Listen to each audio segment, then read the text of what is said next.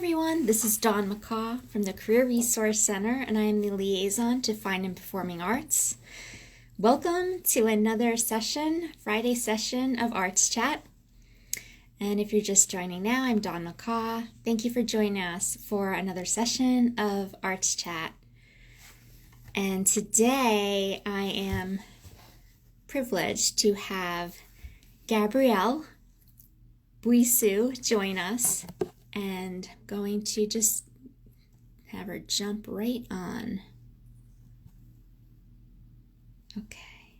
And thank you for joining. I'm Dawn McCaw, liaison to the Fine and Performing Arts from the Career Resource Center, and we are doing another session. Thank you so much for joining. How are you? Thank you so much. I'm doing well. I appreciate the opportunity to be here and talk with you and hopefully hear from some students, or talk to some students rather. Well, I'm thrilled, and I know I rescheduled you as I was out last Friday recovering from the booster, which was no big deal, but it's so good to have you. All right, so I'm going to do a brief intro, and then we'll just take it from there, okay? Sure. Perfect. So, Gabrielle, you have your MS in music therapy. You graduated from SUNY New Paltz in 2017 with a BA in psychology and an MS in contemporary music studies. BS in contemporary music studies, yes. Okay, and you currently work as a creative arts therapist, which is super cool, for New York City Health and Hospitals. That's correct. So I'm at a Metropolitan Hospital, which is the East Harlem campus for New York City Health and Hospitals, which is the public hospital system in New York City. Great. Now, I know you've been a music therapist in the past as your title, and now your title is creative arts therapist. Can you just tell us a little bit maybe about your academic and career journey since New Paltz?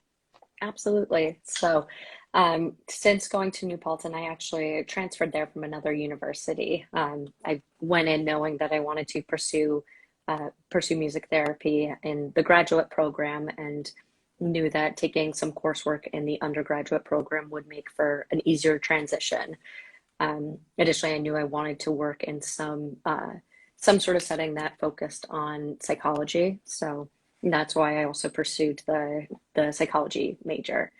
So from then, after my undergraduate degrees were completed, I went straight into the master's program and have really been working pretty much straight since graduation.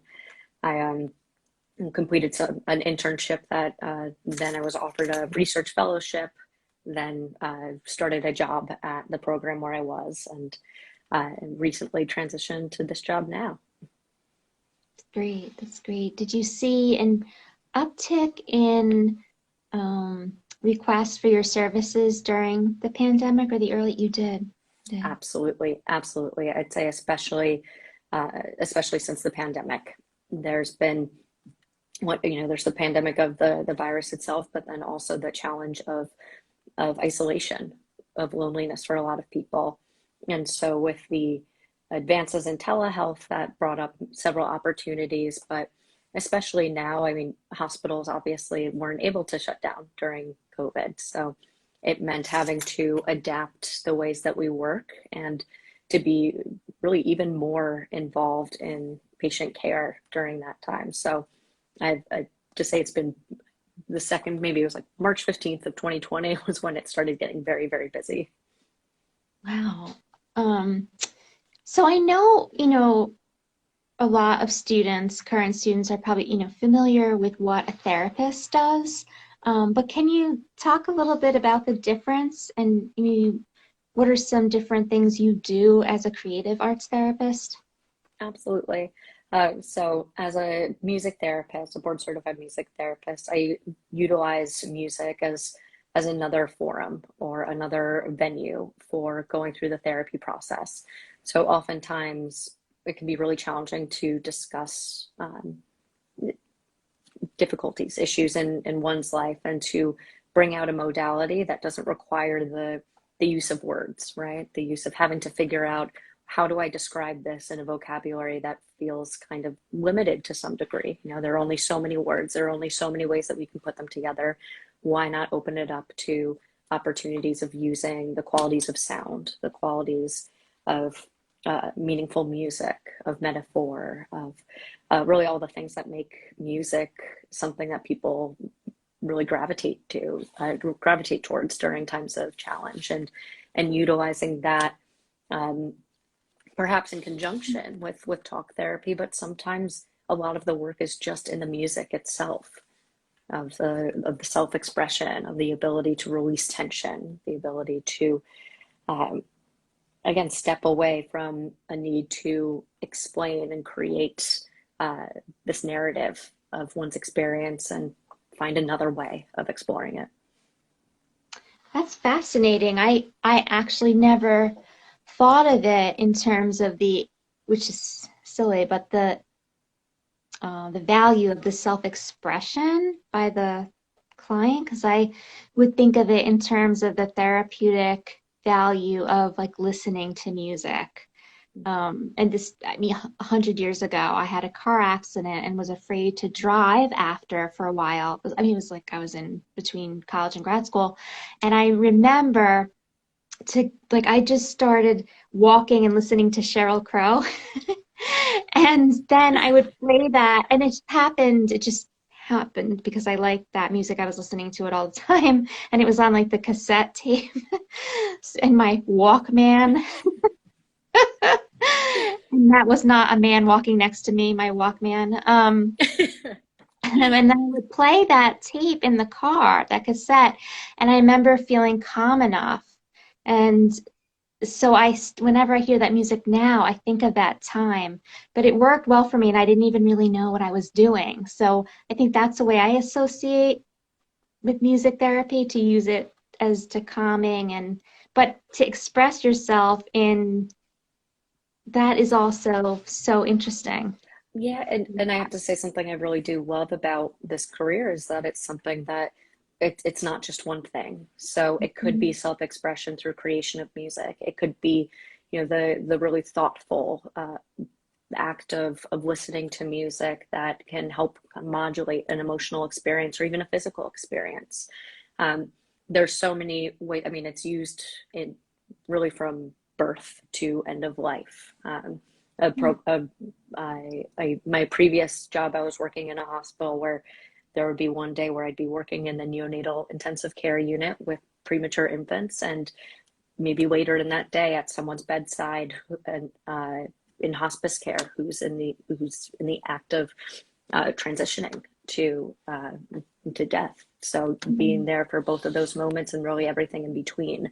There are also so many sort of more functional uses Mhm. of it as well. So helping with regaining speech after a stroke that affects the language centers in the brain, or helping to facilitate more fluidity and movement, maybe for someone with Parkinson's disease, with That's someone right. with It's involved in rehabilitation.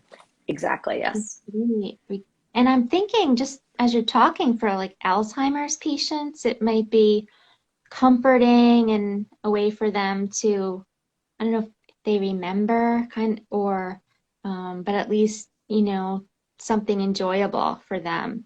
Right, absolutely. And that's a part of the work that I do currently as well, and one that's particularly meaningful for me. And so with Alzheimer's, so much of memory is sort of stored in particular areas of the brain, right? So many ways of remembering how to function, episodic memory, ways of knowing, and then events as well. However, music is processed throughout the entirety of the brain. And so when you Mhm. introduce music, and particularly familiar music, so something that perhaps someone grew up with, usually around the teens, there's a reason why we're so angsty around that time. That's They're such formative years, and that music really stays with us.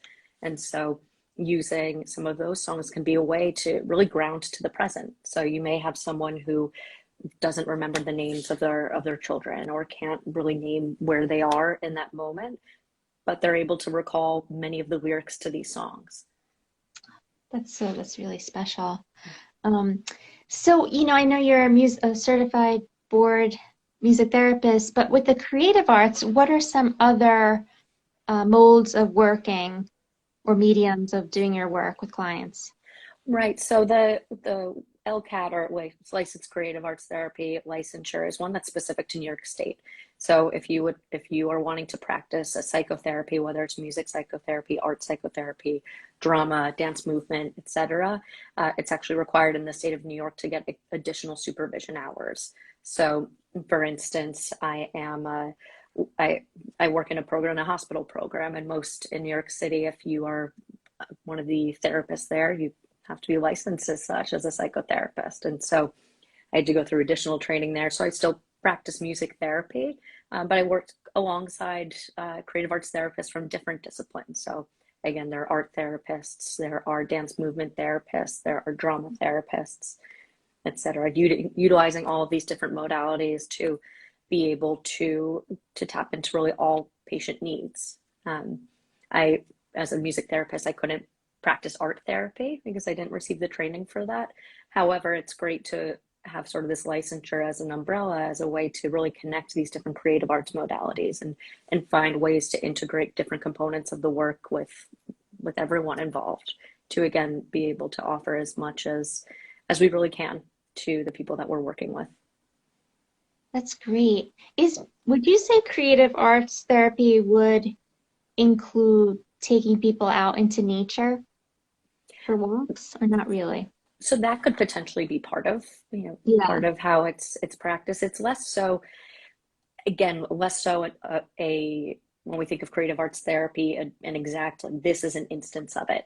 The way that music therapy is defined, if you were to go, American Music Therapy Association, it's the use of individualized music for to help achieve musical or non-musical goals within a therapeutic relationship with a credentialed practitioner, a credentialed music therapist. So it's more about the training, the credentialing that comes into play there. And so a so for instance, nature can absolutely be a part of a creative arts therapy experience. And it's less so the act of being outside, but what the being outside does for this that does for the patient or the patient group or client, etc., the people that you're working with, in order to, how does that fit into the goal that's been thought of, that's been created for the people that you're working with. I read about that. People go into like walks, and I was wondering like, so that's interesting. Okay. So what would be some takeaways or some information that you would encourage students, current students in FMPA, to whether build skills, or what would be some helpful advice? I would say take advantage of every opportunity that kind of comes your way. When I was an undergrad, there was a program. It was a collection of different FNPA students that were brought together to kind of come up with ways of really integrating, again, these different majors together to come up with a project. And so as this group, and I feel horrible now that I'm forgetting the name of it, but we had sort of this cohort of, I think, 8 of us, and we put together an art show that was able to, again, bring in different modalities that were there. So maybe it was visual arts, and then many composition students from the music department composed pieces based on the artwork that was featured, and we were able to kind of connect them through technology. And so I'd say finding ways to work with people in different areas as well, expand horizons. Was um, it the New Paltz like collective, or I'm just wondering. it wasn't the collective. It's, oh gosh, It's it's okay. I just written down somewhere, but it was with the interim dean of the FNPA program at the time. right. Um, but Okay. also, clubs. There's the music therapy club for Is those that students Frank there. Trezza? I'm sorry? Is that Frank Trezza? Was he the interim? Oh, No, sorry. That might be before. No, I that feel might be so before horrible. then. It feels so No, long that's ago. okay. But there are other clubs as well, and I think, you know, not necessarily sequestering yourself to this one area that you're studying, because the work that we do doesn't, whether it's music therapy, whether it's any other major that one has, it doesn't exist within a vacuum. we work within these greater environments. And so to open open yourself to the opportunities and the possibilities outside of what you're studying can really help contextualize what it is we're looking into, right? We're not, it's one Mm. thing to go to your music therapy classes and you know your scales and you know your chord progressions that are helpful for these different types of clinical needs or these songs, et cetera, et cetera. But then when you get broader, you look into, all right, what does the community as a whole need?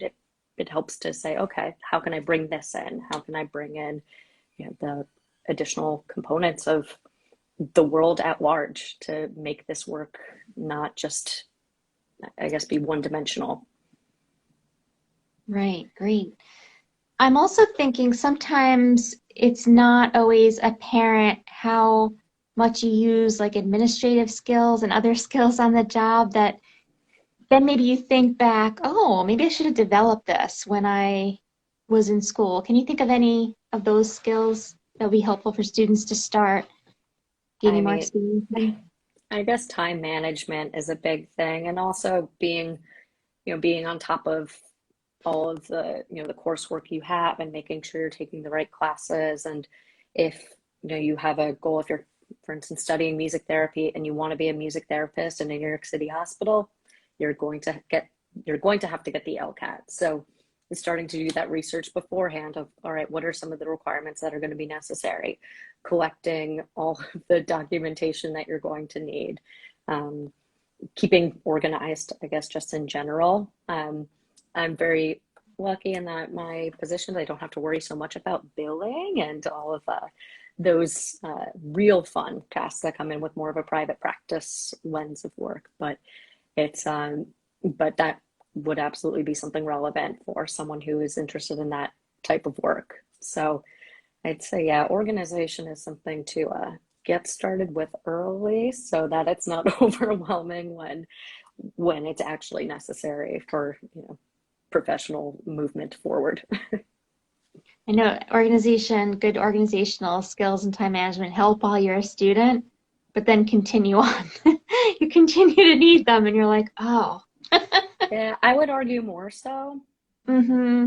Yeah, I mean you can't pull as many all-nighters and oh Right. gosh, the honor center, that lounge there, the amount of sleepless nights. Like, no, you can't do that so much when you turn into like a proper adult. So knowing Yeah, how and to then, break things down into I mean, smaller you could look pieces.